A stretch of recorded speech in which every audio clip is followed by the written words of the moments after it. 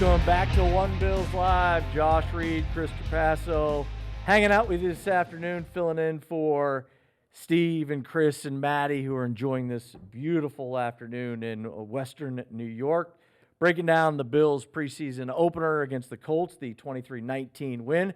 Joining us now is Greg Cosell, the senior producer at NFL Films. Greg's been breaking down all that film for us. Greg, thanks a lot for hanging out with us.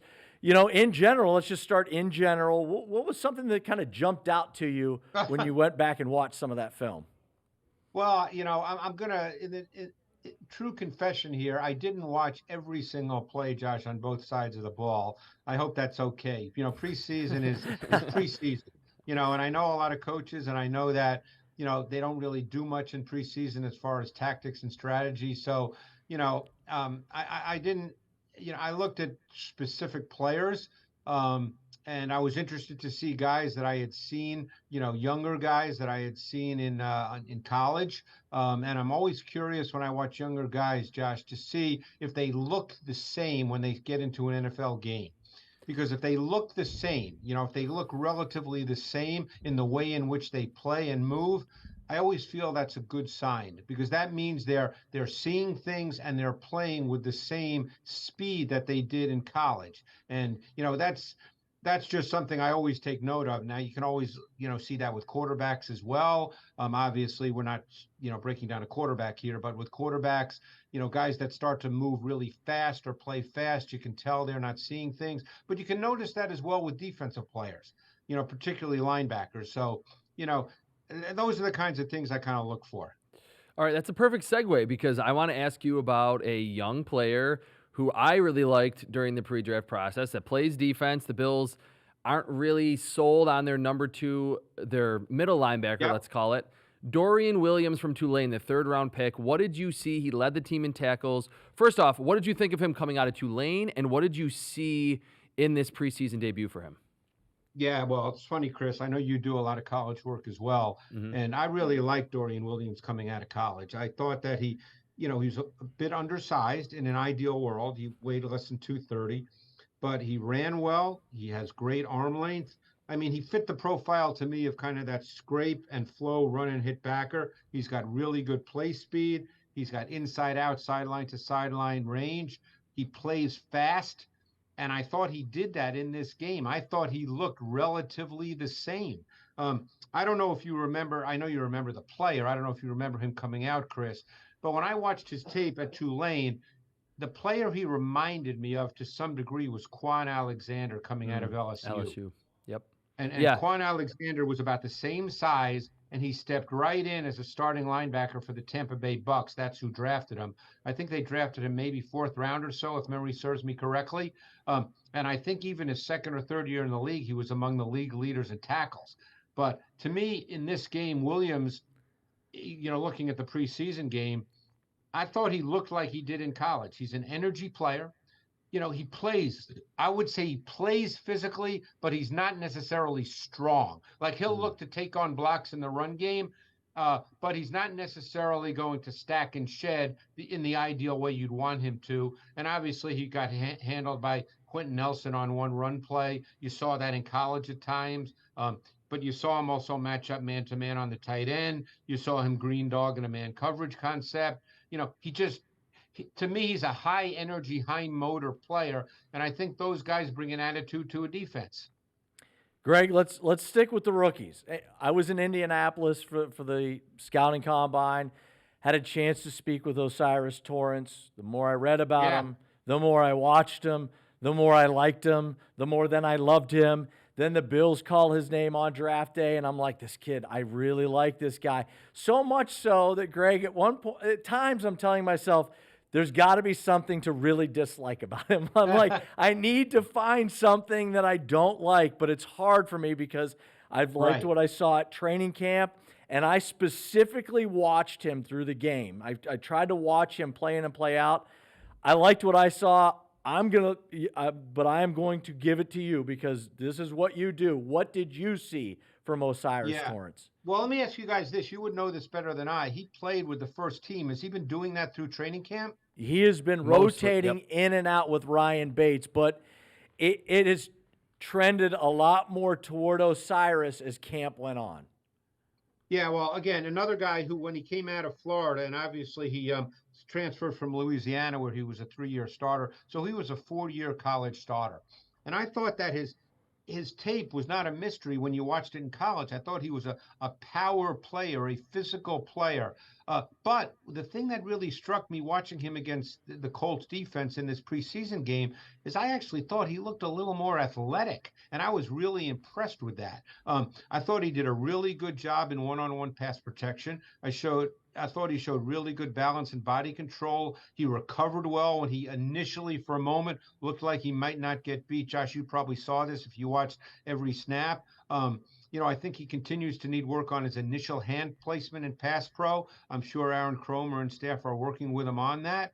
But what really impressed me in the run game was his ability to post and combo block at the first level and then show second level mobility and balance to strike on the move. So I thought he looked a little lighter on his feet and a little more athletic in this game, in a preseason game, than he did throughout his college career, where I thought he was essentially kind of a power player. All right, moving from rookies to veterans, and it's a relatively newer player on this Bills team. In the last segment, Josh and I were talking about how that slot role for the Bills, there's no one that's really come up and grabbed that position. Kind of a long shot to be in that role at this point, but Andy Isabella returned a couple kicks, made some plays. I remember watching him at UMass. I'm sure you did too, that he was that speed player. Went in the second round. He was, in draft Twitter, he was a pretty popular name. It's kind of a two-pronged question. What do you think, or what do you remember watching that you think went wrong in Arizona for him? Was it just injuries? Was it a bad scheme fit? And what did you see from him with the 3 catches in the preseason opener for the Bills? Chris, that's a great question. I don't know the answer to what goes wrong with a player on a given team, because you're 100% right. He was a second-round pick, okay, and he's a small school guy, and again, not a great program necessarily. Certainly the last couple of years, they've fallen on hard times, as you guys know. He ran a 4.31 40. He ran a great short shuttle at the Combine in 2019. He put up huge numbers. Even, I think his last year, I remember watching the tape against Georgia, he put up ridiculous numbers. When people start to think, wow, because that's Georgia, this guy's going to come in the league and he's got a real chance. So I don't know what happened. But he's obviously small, but he's really quick. He's got great straight line speed. I mean, the 30-yarder he caught in this game was a classic way you would probably see him being used. I think it was an empty set. He was number 3 to trips, and he ran what we often call a jerk route, and he beat a linebacker, and then he just ran away from him. That's kind of the way in which you would see him being used in the NFL. But he can run straight line. He's got great straight line speed. So, maybe this is an opportunity for him. Who knows? You never know when someone goes to a new team, but he's been with a couple of teams and it just hasn't worked. Now, I don't know the kid. Maybe you guys have had a chance to talk to him. I don't know.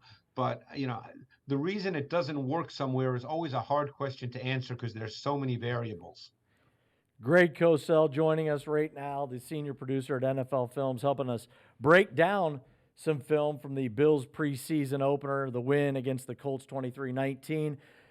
Greg, there's a couple position battles going on here in Buffalo. One of them is at the second cornerback spot across the line from Tre'Davious White. Kaiir Elam is a former first-round draft pick, and athletically, he sure looks the part, but he just hasn't been able to snatch that job. What have you seen from him, and what did you see in the preseason game against the Colts? And Josh, you're 100% right. I mean, when you look at the size, the length, the movement, the speed, everything about Kaiir Elam says that he should be a quality NFL corner. He's played boundary corner. That's what he played in college. That's what he played in this game in the preseason. To me, at this point in his career, and he's going into his second season, obviously, he's much better in press man. I think he's most comfortable playing that. I think that, in cover 2, he can play cover 2 because you can get up and press in cover 2 as well and physically disrupt the release. I think that when it comes to playing off coverage, whether it's cover 4 or cover 3, my sense is he's still not quite as comfortable. That's probably coaching. That's probably repetition. But Josh, you're right. I mean, he just looks the part, and you're hoping that the development continues because, if he could, again, I hate to sound cliched, but if he could reach what his physical traits appear to be, he could be really a quality corner. But I'm not there every day, so I don't know what goes on. I don't know, what they're working with him on, but he's certainly more comfortable as a press player right now than he is playing off. All right, staying on defense, one last question for me, one last player from this preseason game. Boogie Basham, we talked about him earlier. If he could become that, in year 3, that number 4 edge rusher on this team and be productive, it would be huge for this defense. It would have a big ripple effect. Again, I'm going to go back to the draft question. What did you think about him at Wake Forest, inside, outside rusher? And from this game, what did you see from him? Do you think he's trending in the right direction or maybe not? Yeah, Chris, he's an interesting guy. I remember watching him at Wake, and even watching him at Wake, I thought, I'm not sure if he's an edge player. Yeah. I thought that he might be better served as being, an interior player. I mean, I know he had a sack in this game. He beat the rookie Freeland, a player I didn't particularly like on tape. I don't know what you thought, but I don't think even when you watch that sack, the one thing that he doesn't really have is he doesn't really have bend and flexibility. He can't really flatten his rush path. He's not that guy. So, I always questioned in my own mind, just watching him in college and watching him through his early development with the Bills, whether he really has the traits to become an effective edge rusher in their scheme, So I keep saying to myself, would he be better off in a nickel front, and they play a ton of nickel, as you guys know, that's almost their base defense. We'll see if that continues now that Sean is in charge, but can he develop into a quality inside pass rusher nickel fronts? That's the way I see him. I don't know how they see him. Maybe they're trying to find out whether he can truly play on the edge through this preseason. Obviously, if he can, it would be great for the Bills. I guess that's a wait and see and a work in progress. I got one last one for you, Greg, and then we're going to let you go. Nyheim Hines gets injured, and maybe that secured a roster spot for Latavius Murray because I tell you, Latavius, I think when he came to camp, and this is obviously my mistake, I thought there can't be a lot of tread left on the tires. But he has looked like 26-year-old Latavius Murray. He is built different. Did you watch some tape on the Bills running backs, and in particular Latavius? I've seen him since college, Josh. And, he's one of those guys every year. It seems like he's with a different team now every year, but early in his career, he was a featured back for the Raiders for a couple of years, gained over 1,000 yards. Then he's gone throughout the league, and every year it seems like he gets 140, 150 carries as kind of a number 2 back, and he seems to average, 4.7, 4.8 yards a rush. He's long. He's one of those guys that even when it doesn't seem to be blocked really well, it seems like he gets 4 yards just because he's so long and he falls forward. And there's nothing to suggest at this point that won't happen. I mean, unless everybody gets injured and he's the guy, he's not going to get 230 carries. He's going to be a complementary piece, and he's done that over the last 4 or 5 years at a pretty high level in this league. And, obviously the Bills losing Singletary, I don't know if they're going to make any adjustments in how they play offense, but, to me, they're not a feature back offense in the sense that one guy is going to get 280 carries. I don't think they're going to play that way because I don't think they have that guy. And I love James Cook, but he's not that guy. Greg Cosell, senior producer, NFL Films, one of the best in the business. Greg, thanks a lot for breaking down some of that film for us and giving us some of your thoughts on what you saw in the Bills preseason opener. Thanks, Greg. Appreciate it, guys. Thanks so much.